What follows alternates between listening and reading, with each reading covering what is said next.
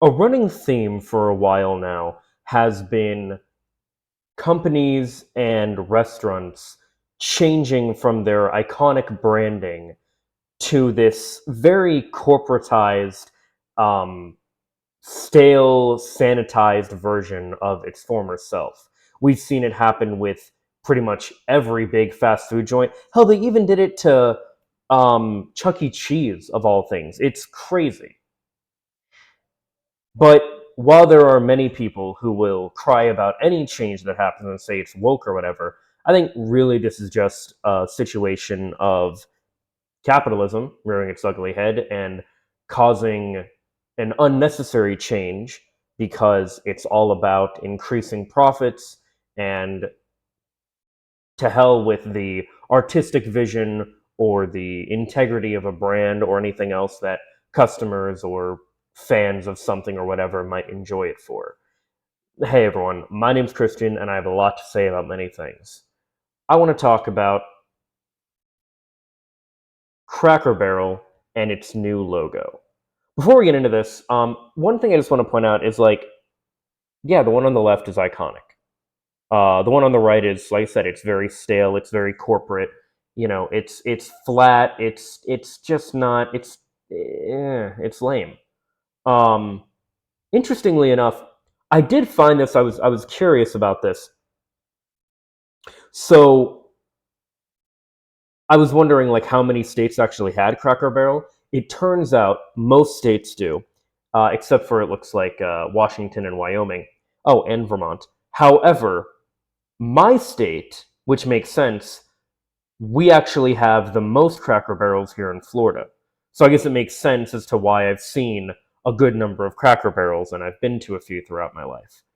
In my opinion, Cracker Barrel is one of those places where it's not really about the food, it's more about the experience, if you will. One of the cool things is they have this store in the restaurant. Well, it's just outside of the actual restaurant, but it's kind of cool because while you're waiting to be seated, you can shop around in the store and there's little knickknacks and stuff. Nothing really worthwhile in my opinion, but you got little things. Like I remember when I was a kid, my dad got this talking parrot thing and I played with it all the time because I was a kid and I wanted to get it to say whatever I could really. But not a real parrot, it was like a toy plastic parrot. Anyway, but there's little knickknacks like that, and there's a certain charm to it that I think is interesting. But what's funny about this is while I don't like this change, for one, I will just address that change is inevitable, and this kind of thing is unfortunately nothing new. This kind of thing has been happening to a bunch of different companies and stuff, like I mentioned before. What's hilarious to me is Matt Walsh made this an entire saga. Apparently, he did. Where did this start? So we're gonna go through all of these. He started with Cracker Barrel's new rebrand wins ugliest marketing ploy, and then we have you thought Cracker Barrel's rebrand wasn't woke? Think again, which apparently some people think it's woke. I don't see how it's woke. It's just a stupid corporate change, but whatever. And then he has the newest one. Cracker Barrel releases pathetic response to backlash. Are they trying to go broke? What, like go woke, go broke? All right, man. And he's been milking this. We have this girl with a Cracker Barrel shirt on in the thumbnail, which is clearly AI. We have this with Cracker Barrel, in his little longer videos he does. I don't really know what they are, but all this stuff. This is interesting. So we're gonna take a look. We're going through all three of these videos. It's a three-part trilogy here. So we're gonna take a look at these and see what our favorite political commentator Matt Walsh has to say. Cracker Barrel enlisted not one, not two, but three marketing agencies to help them come up with their new look. Three agencies collaborated for months to come up with a logo that is, in every way, less appealing than the old one. Cracker Barrel has always held a special place in my heart. My wife and I lived 2 hours away from each other when we first met. And so for dates, we used to meet in the middle at a Cracker Barrel. And we would eat country fried steak and play that little triangle board game with the colorful pegs. You know what I just realized? First of all, yes, I definitely remember the colorful pegs and all that. It's a fun little game you can play that has this sort of wooden triangle thing with these little colorful, like you said, pegs. or posts or whatever you want to call them that it's kind of like checkers or chess, but not really. It's a fun little game you can play while you wait. Some restaurants and diners have like a little coloring thing for kids to do while they eat. Some people give, and I think they might actually give like bread or something while you wait too. It's been a while since I've been to a Cracker Barrel. I don't quite remember. But one thing that I want to point out real quick, I just noticed here as this video started, because I noticed that like Matt's video here is 7 minutes long. He talks so slow. I realize how he makes his videos as long as he does because he talks so slow. I have this at 1.75 speed, and yeah, that's interesting. Anyway. Suffice it to say, I was really spoiling her in those early days of our relationship. It was a first-class experience. It did raise some concerns. I worried that she might be marrying me just for my Cracker Barrel rewards points. I'm not saying she was a gold digger, but she knew that I was a man with enough points to buy like 3 pancakes and a keychain from the gift shop, and that kind of wealth that can really entice a woman. All that to say, we have a history of Cracker Barrel, which is why I read with interest about the controversy surrounding the restaurant chain's new remodel and rebrand. The company started remodeling the interior of the restaurants last year. As you recall, Cracker Barrel used to look like a combination of kind of like your grandma's house and a hunting cabin on the inside. It was warm. Yeah, they used to have rocking chairs out on the like porch of the place as well. And you could actually buy a rocking chair. I don't remember if my folks ever did buy one or they wanted to buy one or what it was, but yeah, it had this like very like country southern charm to it. And I'm a city boy through and through. I'm not a country person at all. So if I could find some kind of enjoyment and stuff out of this, it's pretty cool. Inviting, had character and personality. And here's what it looks like now. As you can see, the down-home country feel has been entirely expunged from the place. So this is my big issue. It's not even the rebranding of the logo. I could give a shit about that. Changing the interior. This is disgusting. Now it looks and feels sterile and generic. It is. No, so far I'm agreeing with Matt. No, this is sterile, this is generic, this is corporate, this is bullshit. It went from your grandma's house to the house of a suburban white woman who buys all of her furniture on Wayfair. Looks like It's not even that. It went to a country, like a townhouse or like a club, country club, to a to like a work office kitchen kind of vibe. I don't know. I know for a fact I've like worked in kitchens and had like that flooring. I've definitely been in kitchens. I've worked in kitchens that have that flooring, and these chairs and tables look like offices, like lunchroom, break rooms, office break rooms that I've been in as well. The kind of house where the kitchen is decorated with wall decor that says kitchen. Cracker Barrel has gone from down home. I hate that so much, by the way. My mom has that in her house. It says kitchen. And I'm like, why? Why? We know it's the kitchen. I don't know. It's stupid to me, but anyway. Home goods, basically. The interior looks like every home that's ever been remodeled on any HGTV show ever. The Joanna Gainsification. Do not besmirch HGTV like that. Property Brothers is the only one that I know by name, but I've seen a handful of those HGTV things. They are like kind of addicting. Like you start watching one and you're like, oh, I want to see how this goes. And then you're like hooked on it and you want to see like how their house turns into like at the end. I see them a lot when I'm like at the gym and stuff. And they have one like up above me while I'm like on like the elliptical or treadmill or whatever. Normally I'm on the elliptical. Anyway, and I watch them at like my folks' house and stuff because it's something that's on that we can agree on to watch. Just something to put on in the background and kind of enjoy a little bit. But do not besmirch HGTV. They would do a much better job than this. Of American life continues. Any of those shows. It gets worse somehow. Yesterday, Cracker Barrel unveiled their newly revamped logo. We'll put that up on the screen. And the old logo's on the It does no. The logo is not worse. The interior design is what makes this so egregious. The logo is just like lame and annoying and whatever. But the interior, that is like a bridge too far. Of course, the one the company has had for about 50 years. It's distinct, it's recognizable, it's iconic. You see the old guy in the barrel. Now the old guy's gone, and even the Cracker Barrel is gone. Once again, everything unique and distinct has been removed. They went out of their way to make the logo as bland and generic as they possibly could. The marketing gurus at Cracker Barrel looked at the old logo and said to themselves, this is charming, visually pleasing, lots of personality. How can we fix those problems? And after months of deliberations and brainstorming sessions and Zoom calls, they finally came up with the idea to just make the Cracker Barrel logo look like every other logo for every other product or business in the country. As everyone has noticed, most major brands have done the same thing. They're all going for this minimalist look, which simply means removing everything unique and aesthetically interesting from their logos and their buildings and making it all bland, ugly, and uninspired on purpose. Now, we should note that, according to an article in Adweek, Cracker Barrel enlisted not one, not two, but 3 marketing agencies to help them come up with their new look. 3 agencies collaborated for months to come up with a logo that is, in every way, less appealing than the old one. If you've been living on credit cards just to cover groceries, gas. Nope. Yeah. I mean, so far I'm agreeing with him. Like, we'll see when we get to the point that I obviously won't. But yeah, so far he's not wrong. The combined efforts of 3 high-powered marketing firms came up with this. One can only imagine the buzz in the boardroom when they dropped the curtain and unveiled the exciting new concept. After working on this for 450 combined billable hours, we've decided that Cracker Barrel's new logo should be the word Cracker Barrel. And that's it. Thank you. That'll be $30 million. Yeah, I've gone over this concept before, but it bears repeating. Let's see here.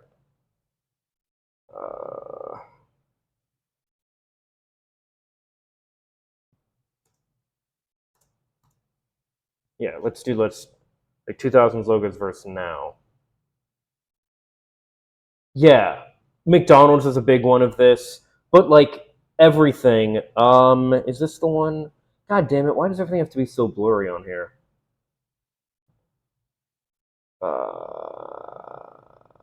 Where? Here it is. Yeah, like Google one. Here, let me move myself. Google did this. Yeah, Coke, Pepsi. Like so many companies have gone to this lame. And look, I get it. The overly 3D stuff like could have gotten a bit gaudy, but the fact that everything has turned into this bland, flat bullshit, devoid of any personality. Oh, here, this is a good one. Like, this is disgusting. I'm sorry. It just is. Like, this is. Some of these look better, right? Like, I think the Burger King one, this, like, there's no shot you're going to tell me this looks better. I get what they're going for. At least it has some personality, some value. It's like a burger patty, and then it's in the bun. That's kind of clever. This is lame as fuck. I don't know what Blueberry London England is, or Burberry London England is, but like this has some character on it and some charm, some design to it. This is literally just text. People are paid for this, by the way. People are paid. This is like that graphic design is my passion meme. Durex, like, come on. I mean, even like, I get it, but you literally just like took off the flair that it had. Intel, like, I didn't even know Intel changed their logo. Of course they fucking did. I get it. The Peu, whatever this is, I think it's a car brand. This isn't terrible, but like, and even over here, this one isn't really that. Could you even see that? You couldn't. Hang on a minute. Wait, let me try to do this. Oh, hang on. No.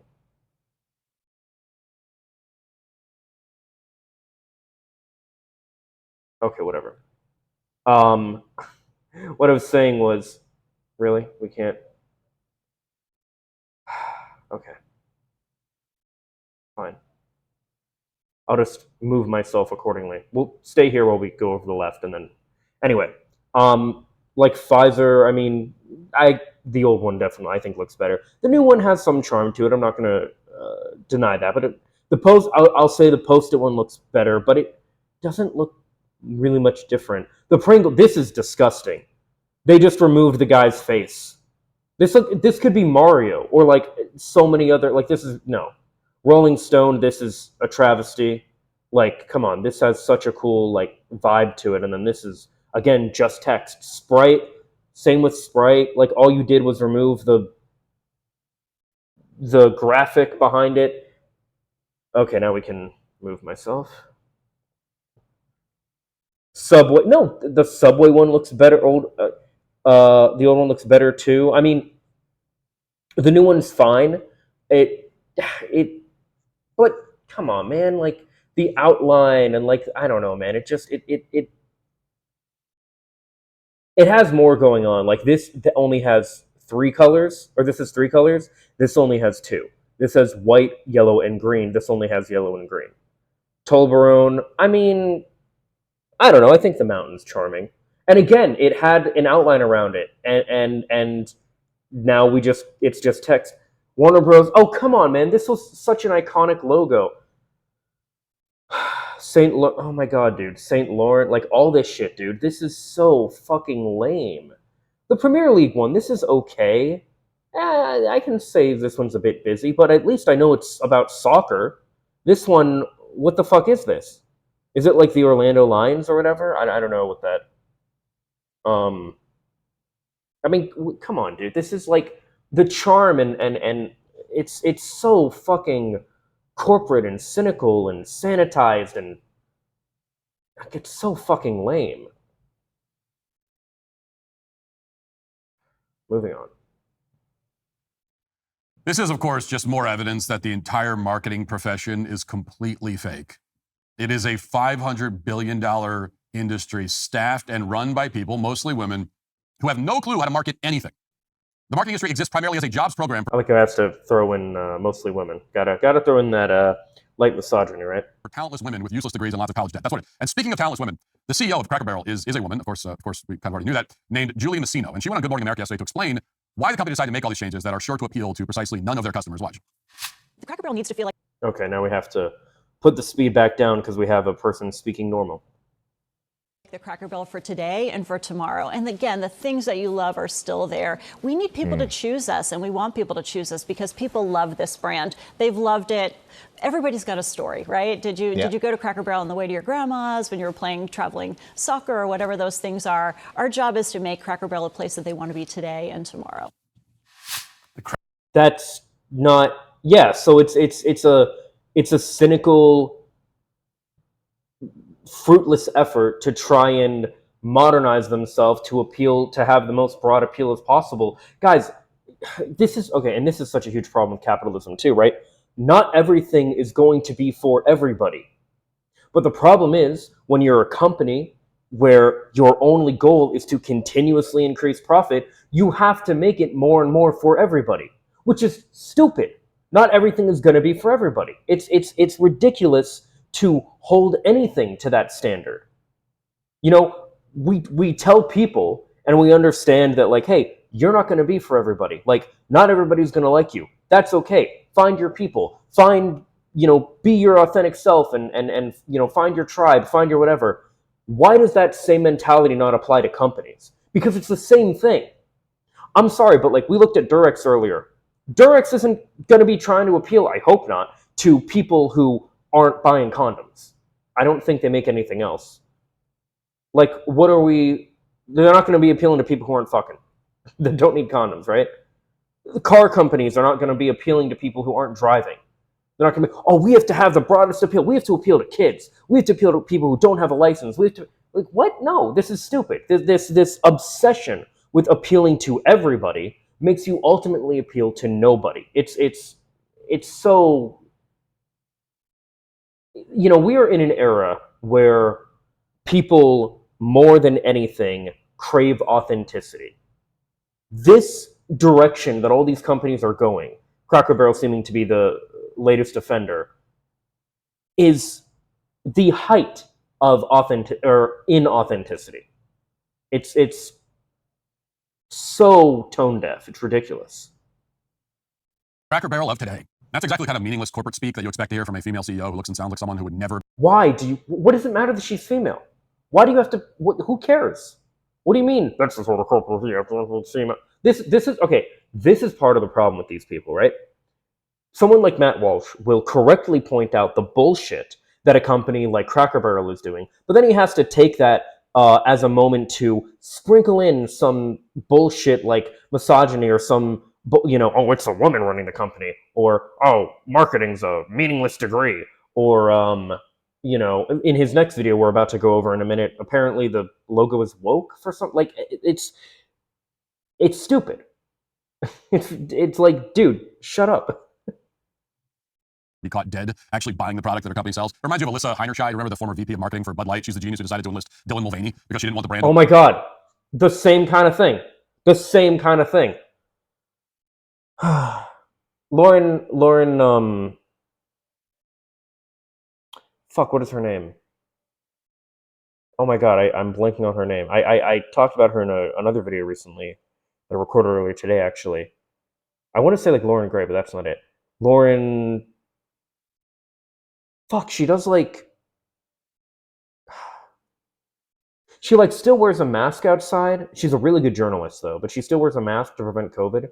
Oh, she did a video. It was like Pride went beige or something.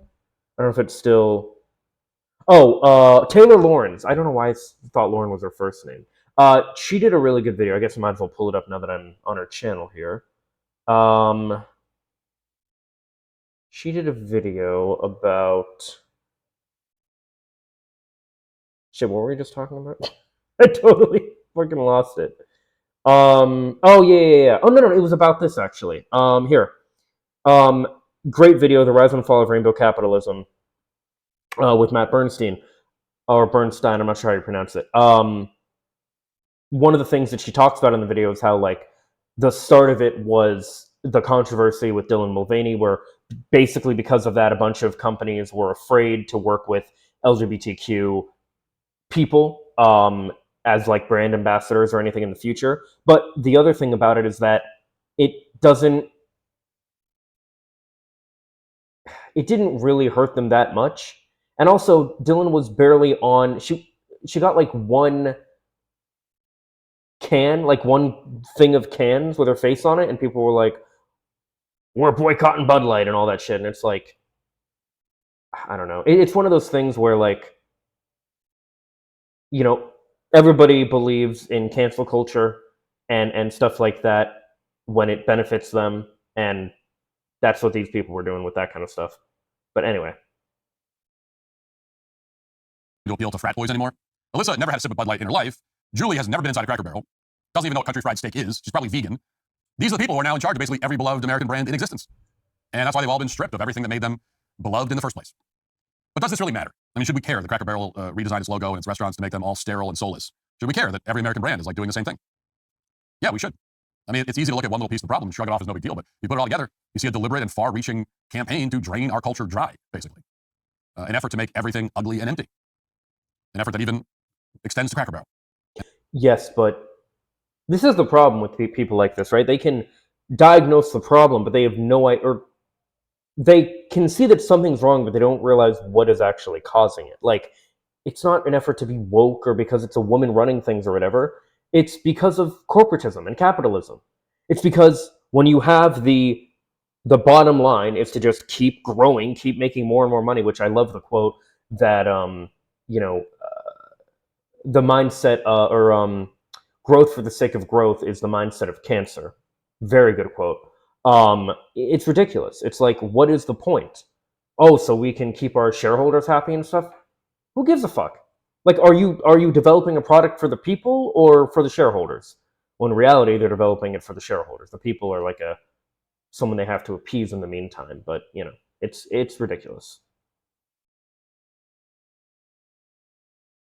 And so, yes, that does matter. And it's why Julie Messino and her team of marketing geniuses are all today canceled. Oh, okay. Is that what his thing is? He just always says things are canceled. I gotta say, I like his little like transitions and stuff. They're actually kind of cool. But like I said, this is a multi-part series he did, so let's go on to the next part. Chronological snobbery, to use a term coined by, I think, C.S. Lewis. The idea that today is automatically superior to yesterday just because we are farther along in the chronology of events. And therefore, we have to change everything. We talked yesterday about Cracker Barrel and its woke rebrand, and it's not woke. But apparently, this video is going to make me think again. Actually, I've heard a number of conservatives say that the rebrand isn't woke, that it's kind of silly to call it woke. It's because it's bad and ugly, but it's not woke. You know, all they did was take all the character and personality and history out of the brand and make it generic and soulless, but that's not woke. They took the old guy off the logo, but they didn't replace him with a gay furry or an indigenous. I just realized there's a little logo here.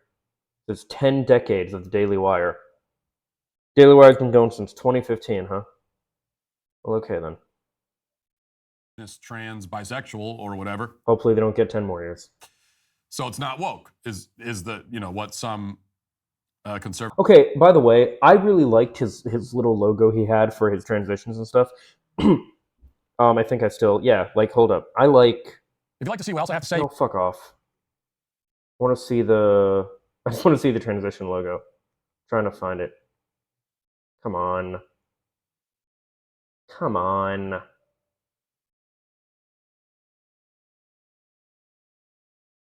Marketing geniuses are all today. Cancel. Okay, it's right there. Hold up. Oh, you know what? I gotta do this. What? Just, yeah. And so, yes, that does matter. And cancel. Okay. I actually really like this logo. I don't like this logo. If anyone like can understand this, I like how he like put the, well, he probably didn't, but the graphic designer put the M and the W together like this. That's pretty cool. This is shit. Like, what is this? It's funny that he's like critiquing this like type of stylization of like logos and stuff when it's like, bro, your logo is shit. Like, this is good. This actually conveys like what it is. This is MW from at Walsh. This is trash. I get it's supposed to be an M that turns into a W, but it doesn't look like it. It's trash. I'm sorry, I don't like it. It's too abstract. That's a misunderstanding of wokeness. Mm. You know, wokeness does not have to be overtly political. Wokeness doesn't have to destroy and then replace the thing that it destroyed with a trans person or a gay pride flag. Wokeness is the act of destruction itself. It's the emptying of the thing. It's the hollowing out of something. Making something intentionally uglier that is wokeness. That is 100%. What? Oh my god, these people live in a different reality. I would not, this is stupid. I would not say, oh,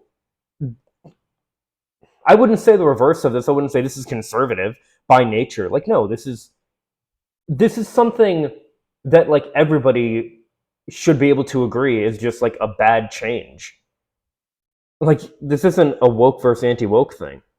100% wokeness. So this is indeed a woke rebrand of Cracker Barrel. That is, I think, a perfectly valid way of describing it. You have a literal woman who's never eaten at a Cracker Barrel in her life coming in and getting rid of everything traditional and old and charming about the place, just for the sake of it. That's wokeness to a T. You know, do you think he'd say the same thing if it was a dude? I have a feeling he wouldn't, unless it was like a more effeminate-looking dude or something. He might say something like that. But if it was a dude that looked like him, or like that guy in Maine that's like running for office, I don't think he'd have an issue with it. So yeah, this is a woke rebrand for sure. And Fox has the latest. Cracker Barrel Old Country Store customers have been vocal on social media about their disdain for the recent transformation of the Tennessee-based restaurant chain. Those voices grew louder. Yeah, apparently a lot of people have been like in meetings and stuff, like store owners are basically going, or restaurant owners, whatever, are going to the like corporate and are like, how soon can we get a rebrand? Because we need a rebrand. Like, everybody hates this shit. Cracker Barrel unveiled its new logo this week. Cracker Barrel also rolled out a new menu that includes breakfast, lunch, and dinner options, refreshed restaurant remodels. We talked about that. The Cracker Barrel spokesperson told Fox News Digital in a statement, the company is very pleased with the trajectory of our remodeled stores. Feedback from both guests and team members has been overwhelmingly positive and enthusiastic about the refreshed dining and shipping experience. All the elements of our remodel were informed by direct input from our guests. Shipping experience? Do they mean shopping experience? There's no, was this like, wait a minute, about the refresh, oh, he misread it as shipping. It's shopping, okay. And team members were like, these changes are for them. So Cracker Barrel is still in denial. The entire country is pointing at them and saying, this sucks, this is terrible. And their reaction is to say, wow, everyone seems to love it. Everyone seems to really like this. Meanwhile, I guarantee the majority of people who work at Cracker Barrel, including probably the corporate office, know this is a terrible idea. That's the thing when you have these marketing people come in with awful ideas. Most of the rest of the workforce are all saying to each other in the break room, "Man, this is awful. This is gonna, people are not gonna like this." But hey, we need a Cracker Barrel for today, is what we were told. Remember, that's what the CEO said on Good Morning America, that we need a Cracker Barrel for today. Cracker Barrel for today. This is the arrogant attitude, and it is woke. This is the arrogant woke attitude that these people have. It's why everything always. It's not woke, it's corporate. There's a huge difference. There's a huge, huge difference. It's not woke and it's not even conservative. It's just corporate. Like, come on, dude. It has to be updated and remade constantly. Why can't the Cracker Barrel of 30 years ago be the Cracker Barrel of today? We need a Cracker. Yeah, if you're a Cracker Barrel customer, you want there to be a Cracker Barrel today, but why can't it be the same one that it's been? Why does it have to change? You may have seen this. Utah. Okay, look. This is another ad, right? Yeah, okay, that's what I thought. Wait, did he? Oh, wait a minute. Hold up. Wait a minute. Florida recently banned fluoride in their drinking water. Now ask yourself, why are they doing a massive U-turn on a chemical that's been pumped into our water for 80 years? Maybe it's because they finally realized what we've known all along, that it's authoritarian. The government claims fluoride's for healthy teeth, but that's just nanny state nonsense. You don't need bureaucrats medicating your water. You need the freedom to choose pure water, and that's why my family uses Cove Pure, a countertop water purifier certified. Bro! This is hilarious. The reason I went back to this is because he's right. Utah and Florida ban fluoride, and that's actually I recently got a water purifier for the same reason that he's talking about. He knows as he's peddling this, yeah, it's bad that they took fluoride out, so now you need a water purifier. Bro, this is fucking crazy. That's hilarious. It's like the perfect example of creating, or in his case, at least supporting the problem and selling the solution. That's insane. One thing I want to point out though here, I've talked about this kind of thing before, right? I do really want to just stress that the reality of change is inevitable. We might not always like it, but it it always happens. Here, let's. I'm not going to use Sonic this time. I'm going to use Mickey Mouse. Mickey Mouse is a beloved character that has changed many, many times over the years. And it is true that people have not always liked all of the changes that have came. Maybe Sonic would be a better example for this because the changes are more drastic. But the reality is, for the most part, at least once we got out of black and white especially, the changes have been pretty on brand. Sure, it was updated a little bit, as you can see here, but for the most part, you got the same vibe. You have different art styles for different iterations of the character and things like that, but for the most part, things are pretty much the same, right? When it comes to redesigning a brand, generally speaking, you want to do things like that. You want to um, keep things in line with what the brand actually is. Now, I'm going to use this. I'm going to do this after all. I've used this example before, but again, huge Sonic fan. I have lived through this concept of designs drastically changing and people not really liking them. Up until 98, classic Sonic, as he's known now, was always designed being a little bit stubby looking with black eyes, and things like that. In 1998, I know it says 1999 here, that's when it was released in America, but in 1998, the game was released in Japan. So technically, 1998. 1998, the artist Uji Kawa, if I'm getting that right, or pronouncing that right, did a new design for Sonic Adventure. He also redesigned all the other characters too.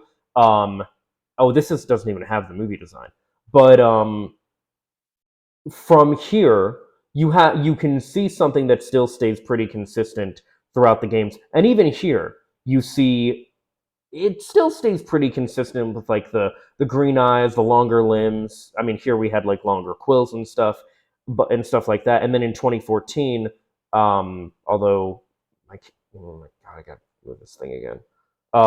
We had this design which people lost their mind over because things changed drastically again. My point with this is simply that whether it be something like Cracker Barrel, Mickey Mouse, or Sonic the Hedgehog, people don't like change, and that's understandable. But to say that it it isn't the it isn't it's not the fact that it changed in this case that's an issue, it's how it changed. The fact that you're taking this completely new direction. And look, here's the thing, right? If they want to take that new direction, kind of like in the 90s, in the late 90s, so more the 2000s, they took a different direction with Sonic.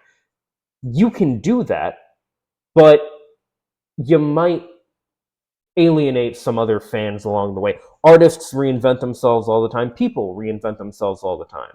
But when you do it so intentionally, like something like Cracker Barrel, I can see why it's an issue. And again, it's not something I love either, and it's become a theme with a lot of different restaurants, as I was talking about before, with things like McDonald's and Taco Bell, for example. Pure chronological snobbery, to use the term coined by, I think, C.S. Lewis. It's the idea that today is automatically superior to yesterday just because we are farther along in the chronology of events. And therefore we have to... It's hilarious that he would say this, because that, I don't think, is something many people actually believe, that today is better just because. But it's hilarious because many conservatives believe, like Matt, believe that exact opposite, that tomorrow was better, or sorry, yesterday was better, because, now they don't necessarily say because it was before today was, you know, further back in the chronological order of events, but rather, you know, because, well, you know, they did things a certain way and it worked for them, so it should work for us. When in actuality, no, it didn't necessarily work for them, and it certainly didn't work for everybody. Hell, if we kept that mentality long enough, we'd revert back to monarchies with kings, and oh, we kind of do have that in America now, don't we? Change everything. Not to improve it or fix it or even innovate or anything, but change it just to change it, just to make it different. I remember last week I saw somebody on X. They were talking about the new Harry Potter series. Apparently, there's a new, I think on HBO or something, they have a new Harry Potter series coming out. Yeah, they're just redoing Harry Potter. They're doing it again. They're doing the whole thing again, from what I understand. And somebody was defending it, saying that, well, you know, kids today, they don't have their own Harry Potter. You know, the Harry Potter films came out 20 years ago, and so they didn't grow up with Harry Potter the way that we did. So we need a new one. The old Harry Potter, that's for millennials, and we need a new Harry Potter. But it's like, hang on, not that I have any attachment to the Harry Potter films, but the movies still exist. It's not like they're being stored in a vault somewhere inside of. So I agree with this, and one thing I'd say about that is if you have an issue with the new Harry Potter movies, you can always go back and watch the new ones. But the other thing is, I've addressed this before, and I tell this to my friends all the time who complain about why is everything being remade. I am 28. Most of my peers are in our mid to late 20s and early 30s. We are the targets for nostalgia now. That's it. I grew up with this. Don't you remember in the 2000s when you were seeing Transformers and G.I. Joe and stuff like, do you know why? Because that stuff was from the 80s and the early 90s. And who were in their late 20s and early 30s then? The millennials, who grew up with that stuff as a kid. It's just our turn for nostalgia. That's it. That's why we're seeing Avatar: The Last Airbender on Netflix, this live-action version, which is supposed to make it like, I don't know, a lot of people have this weird idea where they think if something's animated, it's not like worthy of the public or whatever. Even though the animated series is so much better than the live action show so far, at least. But that's besides the point. It's just our turn for nostalgia. I remember growing up with things like Marmaduke, Garfield, like all these live action movies of things that you think nobody really asked for, and yeah, nobody asked for them. But why were they getting created? Because studios were pandering to the nostalgia of the audience that these were being made for. And besides that, the people that were making them grew up with this stuff too, and they wanted to see their visions come to life. That's it. This shit always happens. Why do you think in Back to the Future, which was released in 1985, why do you think that takes place with him going back to 1955? Because the 50s were nostalgic in the 80s. Why do you think in Pulp Fiction, which was like 80s, 90s, why do you think there's a 50s themed bar that they go to? Because the 50s were nostalgic in the 80s. It's the same reason why so many like cartoons and stuff that like were on Nickelodeon by like Butch Hartman and stuff reference stuff from the 70s and the 60s and again a little bit of the 50s because it was nostalgic to them. It's what they grew up with. It's what they knew about. It's what they wrote about. And it's what they were making for an audience growing up with then and there. We're going to see 2000s nostalgia. Well, we are seeing 2000s nostalgia now. We're going to see 2010s nostalgia in another 10 years or so. Like, I don't understand why how people can live through this stuff and not recognize these patterns and not realize, like, okay, yeah, obviously this is going to happen. It's the same thing where they don't look at things throughout even modern history and things like the satanic panic and stuff and realize that, okay, yeah, that was bullshit then, and like clearly it's bullshit about like the new stuff they're pro-clutching about now. I don't understand how people don't have the not even self-awareness, but just like societal awareness. I don't know. I don't understand it. I don't understand it. Many people think that like whatever has happened to them is only what has happened, is the only thing that ever existed, and whatever happens after them is brand new, and like it's like the world didn't exist before them. And it's I don't know, man. It's a very like narrow-sighted and like self-obsessed way of viewing the world, but it's so common, and it's something that I think we all really need to break out of. I talked about in a recent video about how like the the stuff that is like rebellious and like punk and all that stuff for one generation will become that generation when they grow up, it'll become anthems for like conservative people and stuff like that. Look at people who look at bands like System of the Down or Green Day and are confused when these people are like open about their political beliefs. It's like, are you an idiot? Like, yeah, and the answer is yes. Like, these people are, they don't pay attention, and it's crazy to me. It's just, I don't know, it's just, pay attention. It fucking drives me crazy, man. Like, the world existed before you, it'll continue to exist after you. We're always repeating the same cycles, but we can break them if we just fucking realize how much they're repeating. And moving on. Volcano. The books also exist. They're not out of print. All that stuff is right there. You can find it on Amazon. Why do kids need a new Harry Potter? Why can't they just have the same Harry Potter that we had before? Why do they need their own new version of it? And again, it's not like they change. When we have this, the constant remodeling and another example of this, by the way, is the live-action Disney movies. It's nostalgia pandering. It's yeah. I made my point. Remaking and refreshing going on. They're not doing it. They're not improving on it. Yeah, you can have things that have been around for a while. And you need to improve it. You can innovate. I mean, there are good changes you can make to things, but that's not what usually happens. They're not improving it. They're not making it better. They're not innovating. They're just making it different. The new Cracker Barrel is not better in any way. It's just different. You walk into a Cracker Barrel now, nothing works. It's not like it works better functionally. It's just different. It's different from what it was before, and that's supposed to automatically be an improvement. Because I did another video recently as well where I talked about how why it's so easy for normies to become conservative. This is why. This is it is so easy to fall back into like, well, it's different from what I knew, so that makes it bad. And then you have people like this who extrapolate and push you down the alt-right pipeline, and it's so fucking stupid, dude. The attitude is that if it's new, it's automatically better. The fact that Cracker Barrel looked like this 40 years ago means that it is inferior to whatever the new design is. By definition, that's the attitude. And what ends up happening is that, not to make too much of Cracker Barrel, but this is just a Harry Potter Cracker Barrel. These are just examples. And that's one of the reasons why it's resonated with people, why people are so upset, I think, about the Cracker Barrel thing. If it was just Cracker Barrel on its own doing this, then I think very few people would care. But it's kind of like, it's a tip of an iceberg. It's a symptom of a much larger problem that people are sick of, and that's what people are responding to. What ends up happening is that every new generation is atomized, is isolated. There's no continuity between generations. Nothing gets passed from one to another because every generation has its own version of the thing. Dude.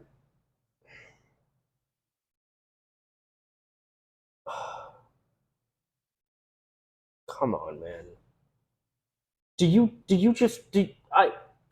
I'm sorry. Do people just not know? Are people this narrow side? Are they this focused on only their generation that they don't realize this shit has always been happening?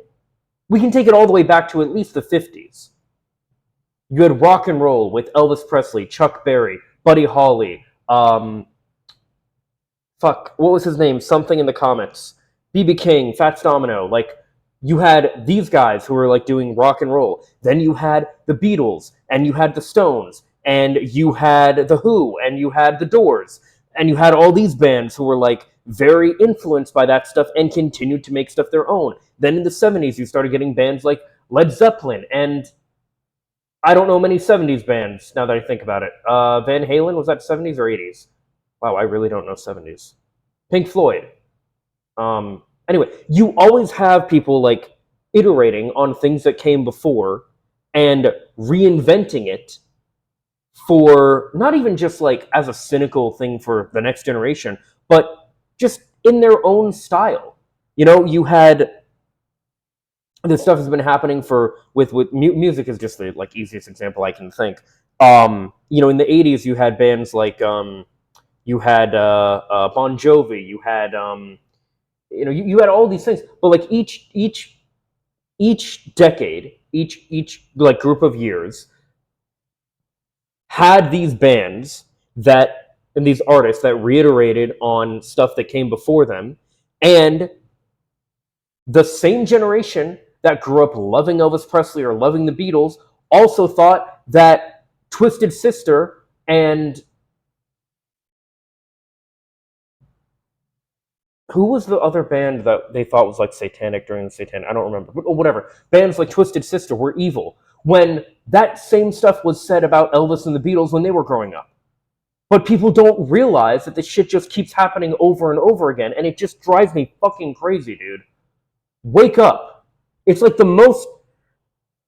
I don't know, man. I don't know. It's just, it's a never-ending cycle. And only we can break it, but we don't fucking do it. And I don't know. Am I expecting too much of people? Like, I don't know. I don't know. Every generation has its own version of the thing. Yes, we recreate new things. We reiterate, and we're inspired, and like that's what people do. You're doing it. People like Rush Limbaugh and other hateful political mongers like you came before you. Like, we all do it. What the like? A new Harry Potter, a new Cracker Barrel, and a million other examples, of course. Rather than the way that it used to be, which was that each new generation would discover anew the same, like you'd have traditions, you'd have things, you'd have stories, and they would just get passed down from generation to generation. Not change just for the sake of it, but the same thing getting passed down, like heirlooms from generation to generation. Disney made its millions off of things like the Grimm's Brothers fairy tales and other stories that were in the public domain, making their own version of it, popularizing it, and copyrighting it. Do you know how dark the original Grimm's fairy tales are compared to the Disney versions? They were taking old stories and making them for a new generation too, and they were sanitizing the fuck out of them. That started in the 30s. Snow White was released in the 30s, and that was the first animated film and the first Disney film ever made. This shit has always been happening. And yet we always have people like Matt here to bitch and moan about it whenever it does. It's like as if it's never happened before. Don't look back like 5-10 years ago when this same thing was talked about the last new thing that happened. It just, I don't know, man. And now we take the thing and we tear it apart and change it just for the sake of it. If you'd like to see what else I have. Mm-hmm. Yeah, the Beatles absolutely destroyed Roll Over Beethoven when they did their cover of it. What is this shit? These companies can't stay true to their own traditions, their own identities. They can't appeal to their own customer base because the leadership of the companies have been specifically structured to destroy those traditions and alienate the customer base. Cracker Barrel has responded to the backlash over its rebrand attempt, and here's their statement they just published on their website. Can I just say real quick? Matt actually doesn't look too bad right here. Like when he's not trying to go for his lumberjack thing, actually looks pretty good. To the backlash over its rebrand attempt, and here's their statement they just published on their website. Headline of the statement, the title is Our Promise to You. If the last few days have shown us anything, it's how deeply people care about Cracker Barrel. We're truly grateful for your heartfelt voices. Sure they are. You've also shown us that we could have done a better job sharing who we are and who we'll always be. What has not changed and what will never change are the values of this company was built on when Cracker Barrel first opened in 1969. Hard work, family, and scratch-cooked food made with care. Blah, blah, blah. The things people love most about our stores aren't going anywhere. Rocking chairs. Yeah, obviously this is a stupid, like, corporate statement, but if they change things, then that'll be good. The porch, a warm fire in the hearth, peg games on the table, unique treasures in our gift shop, and vintage Americana with antiques pulled straight from our warehouse in Lebanon, Tennessee. We love seeing how much you care about our old timer. We love him too. Uncle Herschel will still be on our menu, on our road signs, and featured in our country store. While our logo remodels may be making headlines, our bigger focus is still right where it belongs. Yada, yada, yada. We also want to be sure that Cracker Barrel is here for the next generation of families, just as it has been for yours. That means showing up on new platforms and in new ways, but always with our heritage at the heart. So that's after they get through 4 or 5 paragraphs, they finally get to the justification. But we want to make sure that Cracker Barrel is here for the next generation. Well, was it not here before? So you had to change the logo and make your stores generic to make sure that it's here for the. It was here. It was already here.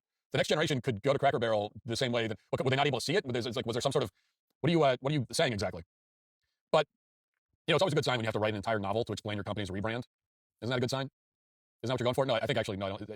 I think a rebrand is like a joke. I mean, this rebrand was a joke, but it didn't intend to be. But it's like a joke. If you have to explain it, then it didn't work. But you want to do most rebrands are a mistake. Like most of the time, if there's a rebrand happening in general, doesn't matter the context. Any company, any product, most rebrands are bad. And that's because one of the reasons why a rebrand. See, it's just we hate change. Like that's his argument. Most rebrands are bad. Sometimes things need to change. Not always. Not all rebrands are necessary, but sometimes they are. Oh god, this one's 22 minutes. It happens is because you have a bunch of people in the corporate office and in the marketing department who need to justify their jobs, and a rebrand is just a way, it like gives them something to work on for a while, and that's one of the. So I will agree that he's kind of right on that, and it happens with like website designers too, where like there was a time, it doesn't happen as much anymore, but like YouTube used to like constantly change things, and it's like, why? It's like just to justify the website designers' jobs essentially, or at least that's Reasons what why it a felt rebrand like. happens in the first place. So, but if it's going to work at all, then it should be intuitive. It should just sort of click, and you shouldn't have to explain it. If you have to explain it, then it means that it didn't. I mean, it clicks for me pretty well. It's like, oh, they're going the same direction as like all these other companies and stuff. This is just the fucking pixified world we're living in now. It didn't work, and now Cracker Barrel is screwed. Everyone hates the new brand. You become a punchline. You can't really scrap the whole thing and backtrack because that's incredibly embarrassing. I mean, you should do that. You should just backtrack. You should apologize and say, hey, this was a terrible idea. We're going to fire everybody responsible for it. Clearly, if you're on a marketing team and and you have some sort of great marketing idea, and this is the response, if it leads to a PR catastrophe, then everybody associated with it should be fired the next day. I mean, this is obviously. So that's what they should do. They should say, like, we fired everybody. We're starting over, and we apologize. We're going to go back to how it was before, and that's it. But they're not going to do that. They also can't really double down, so they're stuck sort of apologizing and begging everyone to be nice to them and give them a chance. And so it's just an all-around catastrophe, a catastrophe for Cracker Barrel anyway. But it was also inevitable, and this was inevitably going to happen. Cracker Barrel was destined to alienate its customer base in the same way and for the same reason that so many other major corporations and products and entertainment companies have alienated their customer bases. This is happening all across the corporate world, as we know. And the reason, put aside ideology for a moment. Ideology plays a part, obviously, but the real reason, before you even get to the politics of the people that are in charge of these companies, the reason is that these companies have basically banished straight white males Oh my from their ranks. god. And you really have to understand and appreciate. Is that really where you're going with this? Oh my god. Everything is minorities and women's fault. Everything. Oh my god. These people are so. No, it's corporatism and capitalism and like eternal growth, the eternal growth mindset, and it's bullshit. I talked about this earlier in the video. This is ridiculous. The extent of this campaign. Okay. Now, keep in mind that corporate America, as most people know, used to be run almost exclusively by straight white males. That's how it used to be. Cracker Barrel 20 years ago was almost certainly run. I don't know who was in charge of it. If you went back and looked at a flow chart of Cracker Barrel 20 years ago, 30 years ago, I'm guessing you're going to find that there's a whole bunch of straight white males. Dude, even if it was straight white males, they would still do this shit. Oh my god, these people cannot keep the sexism and the racism out of their mouth. They really can't. They can't help themselves. Maybe a few women here and there, but straight white males. Now, in recent years, that demographic has been run out of town, not just the Cracker Barrel, but in the corporate world generally.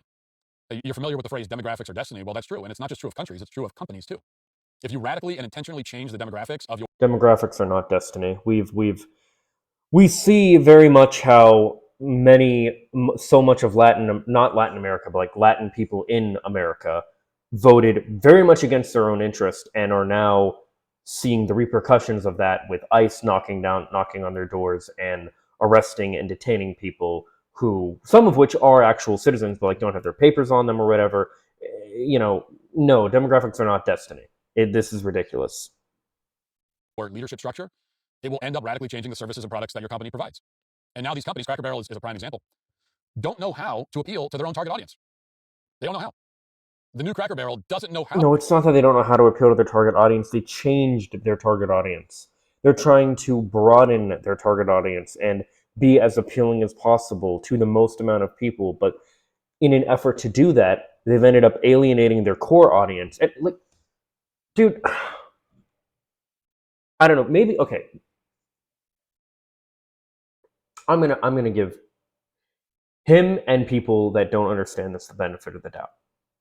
Maybe most people are not as in tune with things like artists that are constantly reinventing themselves, or things in entertainment that they know and love. Maybe they're not following series of video games and superheroes and stuff that are constantly reinventing themselves. But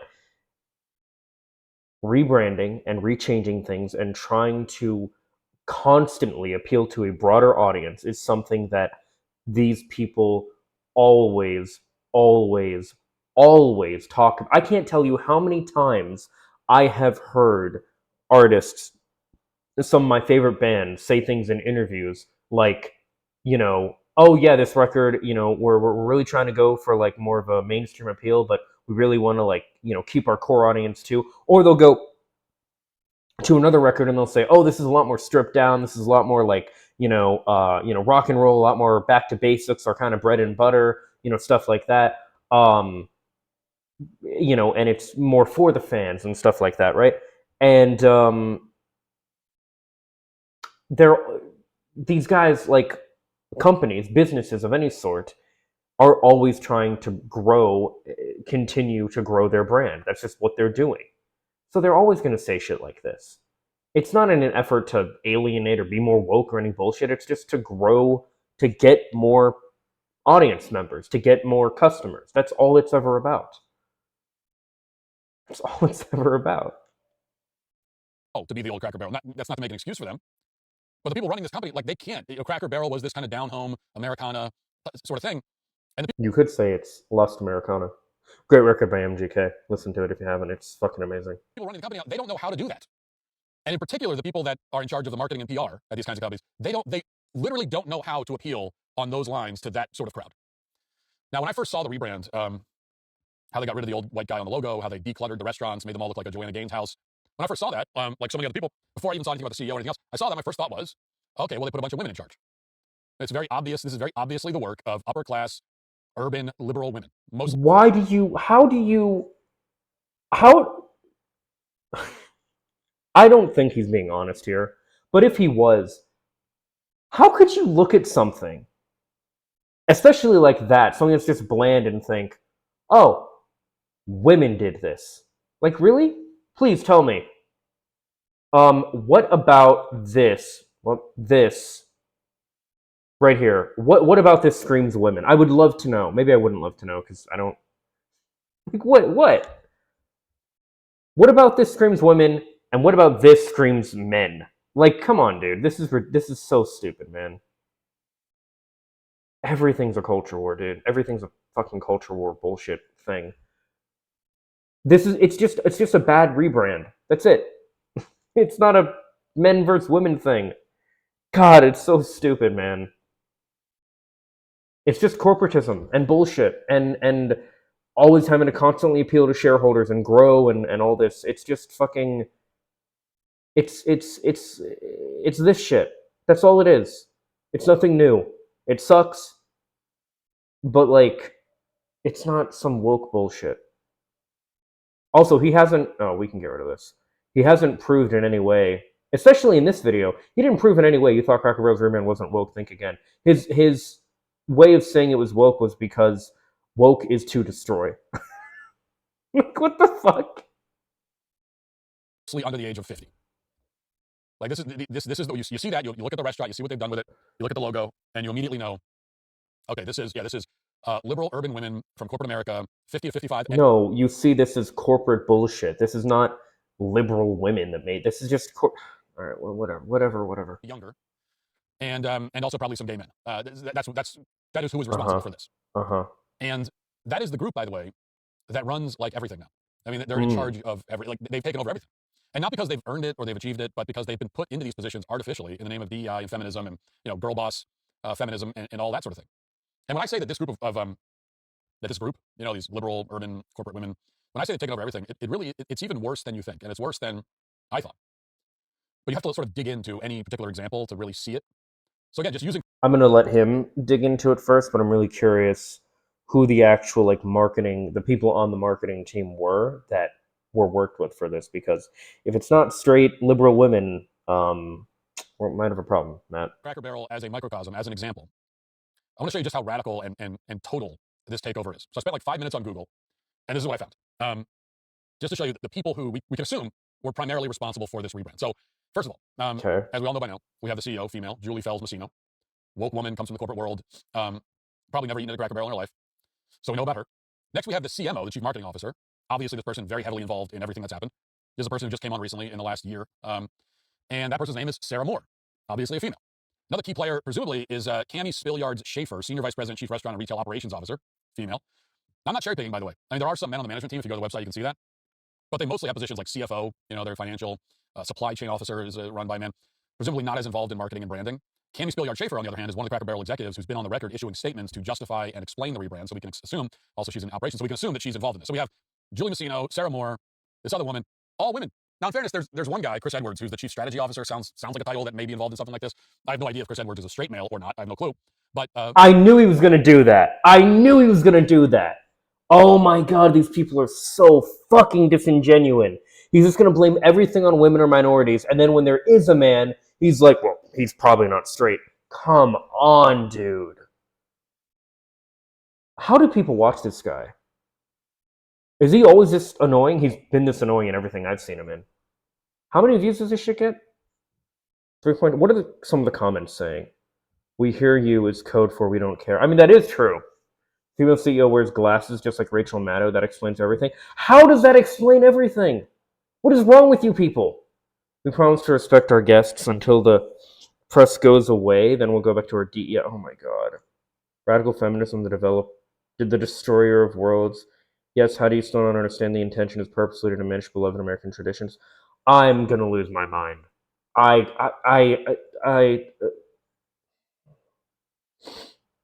I went to Cracker Barrel website and saw all the woke LGBT, DEI, LGBTQ+, etc. propaganda, oh my god, they hate anything Americana and Southern. I'm gonna lose my mind.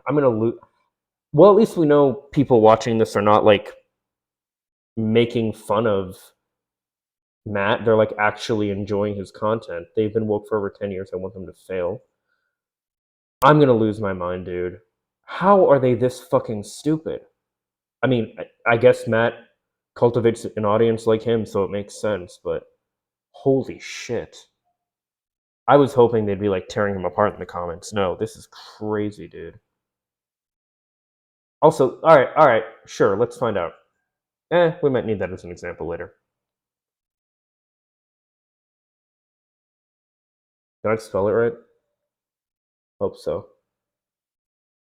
I didn't. There's no shot that's right. Fuck you. Let me do. Oh. Okay. Okay, so this person says there's a bunch of woke LGBTQ DEI stuff on the website. Where? What about any of this is LGBTQ or DEI or anything? What are you talking about? Is it about? It wouldn't be on the menu. What are they going to be like? Yeah, it's not on the menu. Cater? No. Shop, maybe? Spooky season, right? Because Halloween's coming up.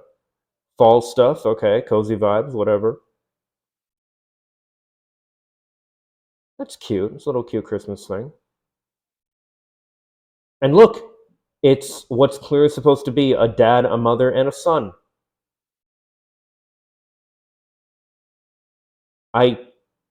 Where is the woke? Is it, wouldn't be contact us. I can imagine what they're getting blown up with now, though. Sale, rewards, collectibles, departments. What? Sale? I have no idea. What are they? Uh-huh. Dude, this is ridiculous. This is the most inoffensive, like, country shit I've ever seen. Like, what are we? This isn't even, like, bad country. This is, like, good. This is just, like, country aesthetic. Like, I'd be okay with this kind of country. What is this person talking about? What are these? Whatever. Let's just finish this. He is a male, so that's one. If you're still stressed about back taxes, maybe you I'm missed the not. deadline or your books are a mess. Wait, are we done with the ad? Okay. To talk to a real expert at Tax Network USA. Take the pressure off. Let Tax Network USA handle your tax issues. But then you keep going. So let's take this deeper. Like I said, this is 5 minutes on Google. Cracker Barrel is something called the Marketing and Customer Engagement Team. And if you go to theorg.com, which is a website that, the whole point is transparency for corporate, for companies and organizations, and you can look at their leadership structure. So you go to theorg.com, you look up this Marketing and Customer Engagement Team for Cracker Barrel, and it tells you that this team, quote, focuses on enhancing brand visibility and customer loyalty through targeted marketing strategies and companies. So led by the Chief Marketing Officer, the team leverages customer data to personalize experience, drive engagement through digital marketing initiatives, and develops loyalty programs that resonate with guests, all while ensuring that the Southern Country theme is consistently communicated across all channels. Okay, so this team, probably helped to mastermind this whole initiative. I mean, that's their job. They come up with stuff to enhance brand visibility. So this is a team that, this is the team for this. Well, the org then lists the 8 people on this team. And again, I'm not cherry picking. This is just what the website says. Not being arbitrarily selective. By the way, I would argue that the rebrand is not like anti-country. It just went from like more standard kind of old-timey, old home, like town home, whatever they call it, downtown, down whatever country, to more like a Keith Urban type of pop country, if you will. That's one way to put it, I feel. The entire team, the whole team, are women. The entire team, all 8 of them. There are 8 of them on this. God forbid. Now we've found the smoking gun. They're all women, so they must have intentionally destroyed this because women bad and feminism and gay bad, and this shit is so fucking tiring, man. Marketing and engagement team, all women, run by the CMO, also a woman, who reports to the CEO, also a woman.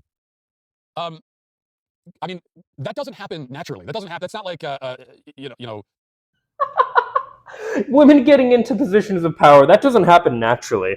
Okay, Matt, just say it with your chest. A Darwinian evolution in the corporate world. This is not dog eat dog. This is not the dog eat dog corporate world that we're used to, where just the best, most ruthless person rises to the top. But we're still not done, because Cracker Barrel had help in coming up with this brilliant marketing pivot. In fact, they brought on a very expensive PR firm called Blue Engine. Blue Engine also has a female CEO. Oh, God forbid. The CEO of the company is a woman, chief marketing officer woman, operations woman, marketing engagement team all women, head of the PR firm they hired woman. Again, that doesn't just happen, okay? You don't end up with women running. You know all the companies that did this first, like McDonald's and Taco Bell, have male CEOs? Does that matter to you at all? No? We just gotta... These are women, so women bad. Everything unless you set out to make that happen. And actually, I have to tell you, to be honest, you don't end up with women running everything unless you set out to make that happen. Yeah, because women could never run everything on their own, right? Like, what? And actually, I have to tell you, to be honest, I was trying to look up Blue Engine. Look, it's crazy, man. People like this really do think that women are just, like, inherently inferior to men. And if it's the same thing, they talk the same way about, like, when black people are in a position of power. Well, they must have gotten there through DEI. No, dude. Generally, women and minorities and such have to work harder than, let's be real, someone like me to get to their positions, because they have to deal with things like racism and sexism from people like you, Matt. Like, what are we on? And it was a little confusing because there's like 3 different organizations with that name, and they all kind of do. They all sound fake. Like, they all sound like not real companies. And so it's very similar. It's like very similar branding, very similar sounding organizations, and I don't know if they're somehow facets of the same or whatever. But looking into them, like, I don't know which Blue Engine is. All 3 of them have heavily female leadership teams with very few white males. Like, for example, I was looking up Blue Engine. The first one I found was this one. I'll put it up on the screen. All 3 of them have all-female teams with very few white males. Dude, it really is just like white men good, everyone else bad. They cannot hide their racism and sexism. They really can't. This is a different Blue Engine. This is not the PR firm. As far as I know, as far as I can tell, this is not the PR firm that worked with Cracker Barrel, but I'm just putting it up because I just happened. This is the first place I Googled. I saw this. And it kind of, it's like I said, you just look into any of these woke companies, look at the leadership structure, and what do you find? So this is a group that works with classrooms, actually. Unfortunately, they bring equity into the classroom or some such nonsense. Some such nonsense. Oh my God.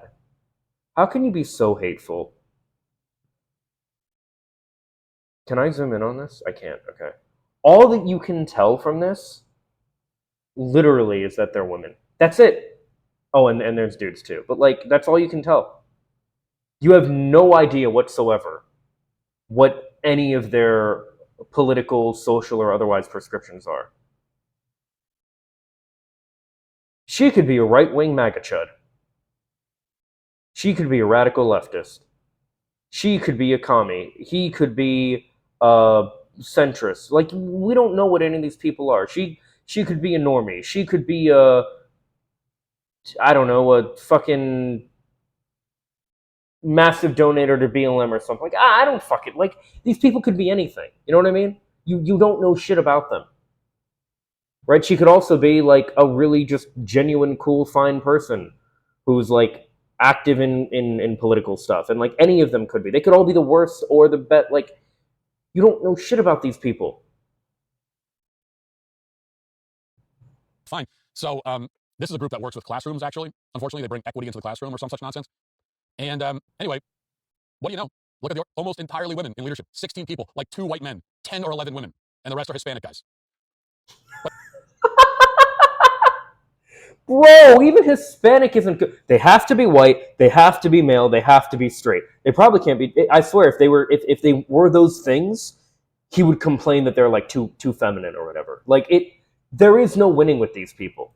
They're always going to keep picking at every little thing.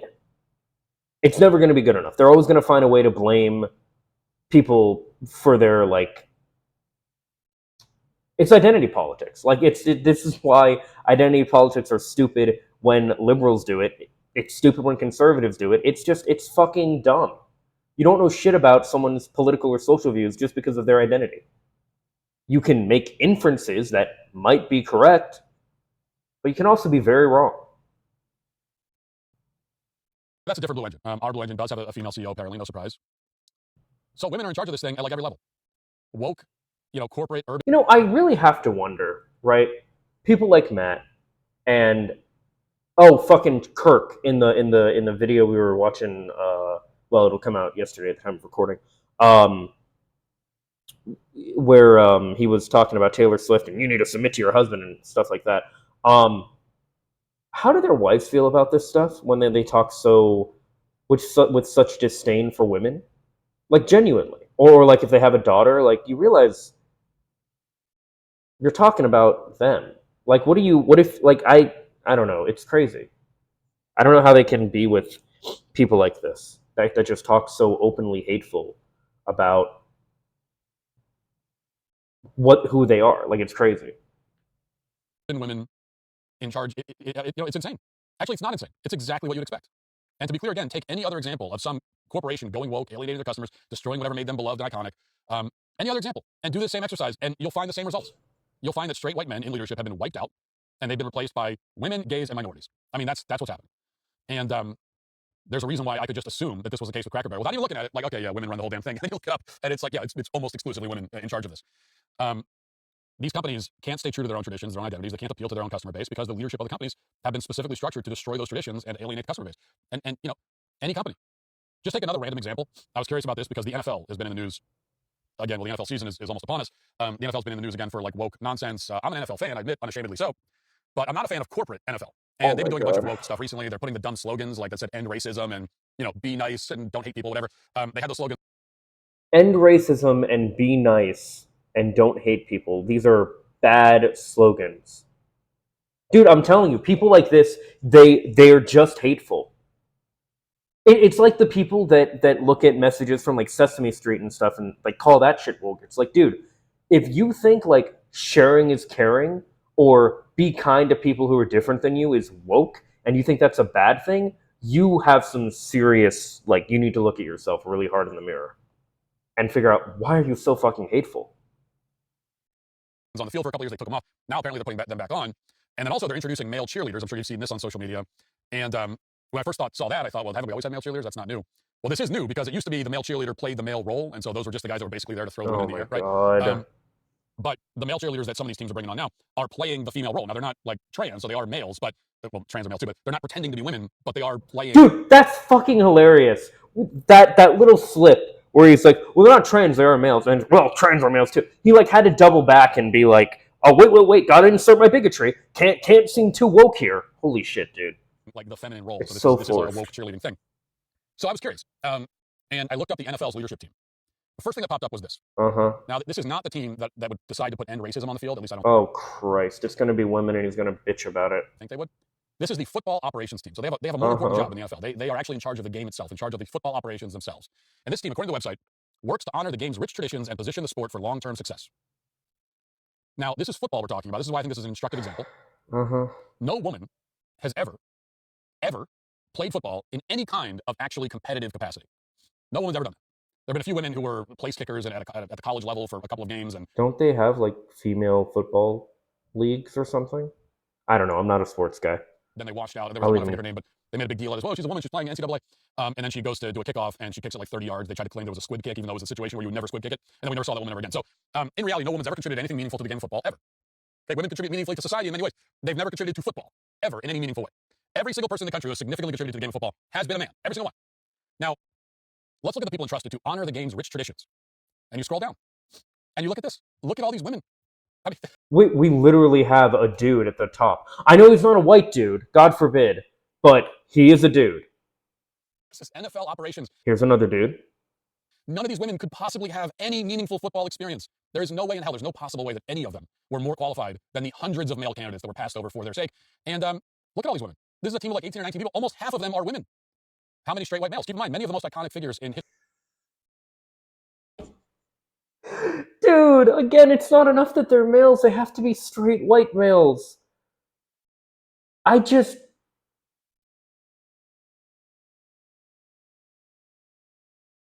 People like Matt Walsh really do want to live in a world in which nobody exists except straight white males. And when women do exist, it's like children. Children are to be seen, not heard. Same with women. You know, be in the kitchen, provide food, provide sex, and bear children. That's it. That's all these people think women are good for. They cannot help themselves. This is crazy, man. The history of football have been straight white males. Players, coaches, owners. How many are on this leadership team? I count 3, maybe 4 out of 19. The highest ranking one is 8 rungs down the ladder, vice president of replay training and development. And this is football. So if this is happening to this extent in football, it's so much worse.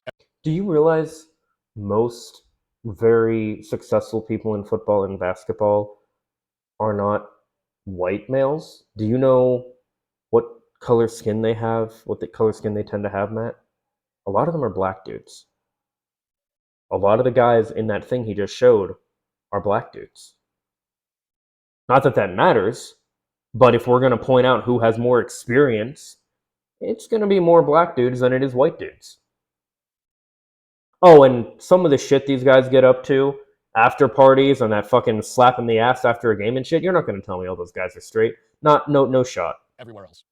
Straight white men have just been run out everywhere. And not because of lack of performance. I mean, there's no demographic in the country or in the entire Western world that's achieved more than white men. I'm sorry, it's just a fact. And I've said before, you can test me on this, go down a list of the 500, let's say 1,000 greatest. People like this, unironically, want fucking camps. They want fucking death camps for everybody that is not a straight white male. And they are going to bitch and moan and cry about how you're oppressing them while they're leading you to the death camp. This is fucking ridiculous, dude.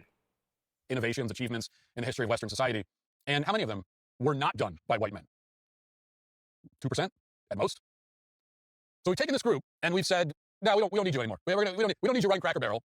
We don't need you running football. We don't, even the places where you would think you'd be like most. Can we just, by the way, what is it, NFL? Hold up.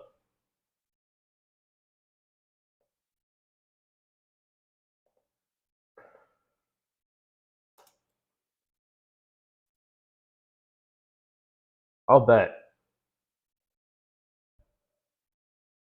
Yeah. You look up NFL cheerleaders. He's bitching and moaning about male cheerleaders, blah, blah, blah. You know what I see here? See a bunch of attractive women as cheerleaders. See a bunch of hot chicks as cheerleaders. Now, you guys know, if you're familiar with my content, I'm an advocate for what do I call it? Like sexiness equality or something like that. I normally call it. You know, just the idea that like I think people who appreciate the female form, our taste should be catered to, and people who appreciate the male form, their taste should be catered to. But let me tell you, people who appreciate the female form, like myself,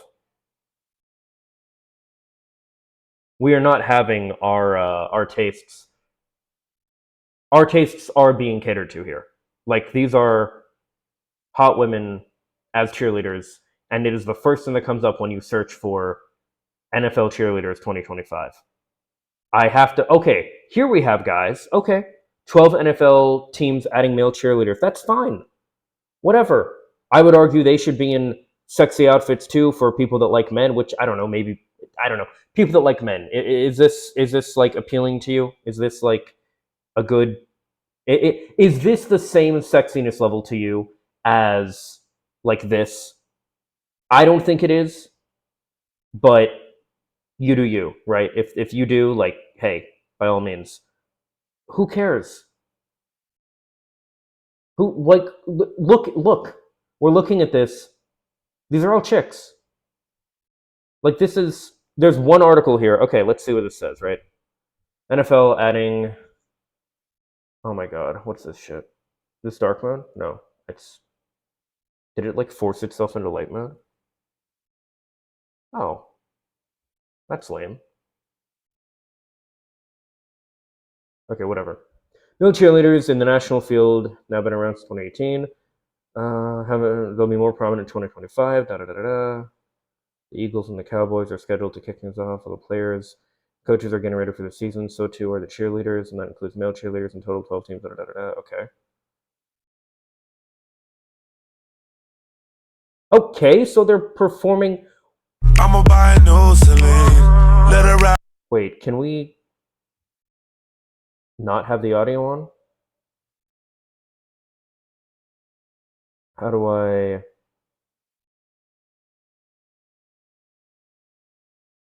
No, I want to go to the channel, not the, okay, or not the channel, whatever it's called. Okay, I don't want to have the audio play for copyright.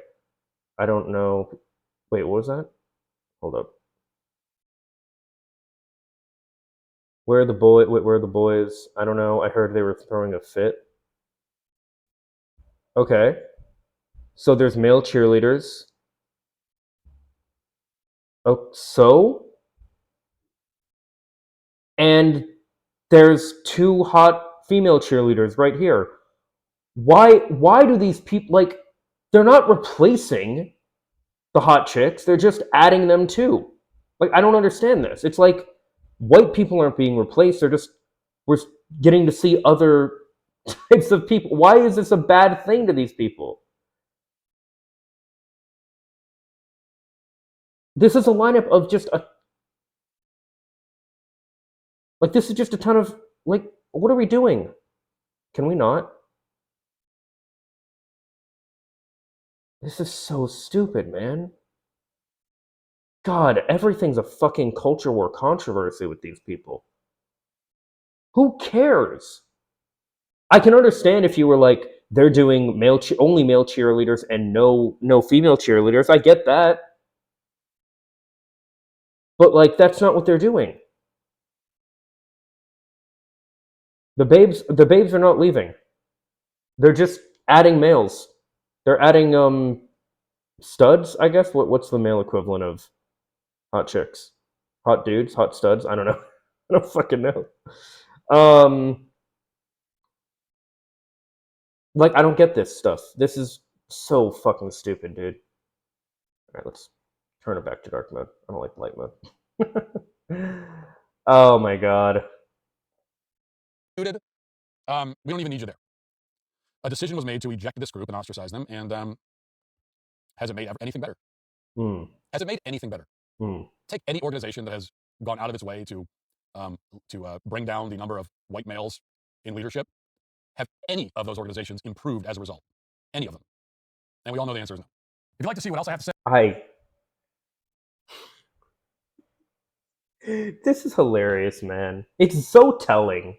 It's so telling how he just gives the game away constantly, cannot help himself from constantly saying, basically, you know, I mean, basically, what does this come down to? Straight white males are being replaced. It's like these fuckers are always pushing the great replacement theory. This is crazy, man. This is so ridiculous. There is some interesting news here, though, I wanted to get to. Apparently, is this actually going to be about the video, or is this about this shit? Okay, great. Apparently, yeah, fuck off. Apparently, Cracker Barrel, really? I hate this website so much. I had to turn off my ad block, and now it's like forcing autoplay, and it's taking forever to autoplay. Holy shit, I'm just gonna, no, I wanted to fucking mute it. Wait, actually, maybe this is what I want. 2 barrels, what is this? It's 11 minutes, dude. I don't want to, look, the point is, Cracker Barrel, fuck off! Oh my god. The point is, apparently, Cracker Barrel is scrapping the new logo to keep its old timer after listening to customers. So basically, we thank our guests for sharing your voices, and oh god, it's gonna take me to Twitter. Okay, we thank our guests for sharing your voices and love for Cracker Barrel. We said we would listen, and we have. Our new logo is going away, and our old timer will remain. Okay, what about the interior? That's the thing that really matters. Are you at least? Oh, Jesus fucking Christ! They. Okay, fuck you. I quit. Put that. Are you still into pegging? Okay. No, this is the game. Yeah, this is how it worked. Fun little game. Fun little time waster. I mean, true, but release. Okay. Ah. Okay, that's funny. I like that. They saw the future and didn't like it. That's pretty. Oh Jesus. All right. All right. All right. All right. I guess those are the kind of comments we're getting here. But what about the rebranding? Like that's what matters. What about the interior? Whatever. I don't know. Look, like I said, change is inevitable. But the reality is, the people that are bitching and moaning about, these changes are not realizing that, for one, again, change is inevitable, but also this stuff is not being changed for some woke reason or anything like that. And it's not being changed because we don't have enough straight white males making decisions or whatever. No, it's being changed for just cynical corporate reasons to constantly expand and continue to grow the brand and all that stuff. It's capitalism. It is really funny though how like Matt here just cannot go. I don't think he went one video without um, bringing up how the fact that these guys, the people making these decisions, are not all just straight white men, and how bad that is. Like, holy shit, dude! The racism and sexism and just absolute hatred for anybody that's not a cishet white male is just on full display. It's crazy, but whatever. Anyway, I think the change is stupid. I really do hope that where did it go? Is it here? No. Where? Oh, here it is. I really do hope that they go back to this because I don't like this either. But it's not because of some woke bullshit. It's just because of corporatism. And I really hope they go back to this, but it is what it is. As always, guys, these are just my thoughts. Let me know what yours are in the comments down below. Follow me on social media for more. Subscribe and ring the bell to stay up to date. Leave a like if you like. And if not, I hope you find something you do like. Later, guys. Peace and love.